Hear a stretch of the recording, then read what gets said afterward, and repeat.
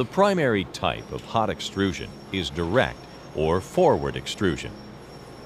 In direct extrusion, the hot billet is loaded into a thick wall container and forced through an extrusion die secured in a holder. The force for extruding is applied by a ram, along with an intermediate reusable dummy block. Metal flow from the die is in the same direction as the forward motion of the ram. Since the surface of the billet length slides along the wall of the container, extrusion force depends on the friction between the billet length and the container and the material. The friction portion of the force can be reduced by using lubrication.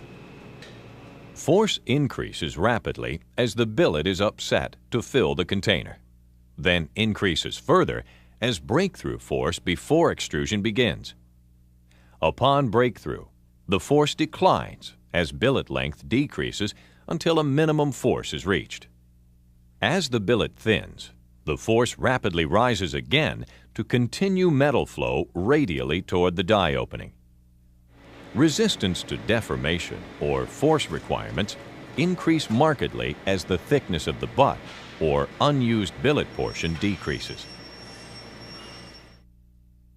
Hot extrusion is most commonly performed on horizontal hydraulic presses. Hot extrusion presses are usually rated in force capacity, which translates to the amount of pressure applied to the billet.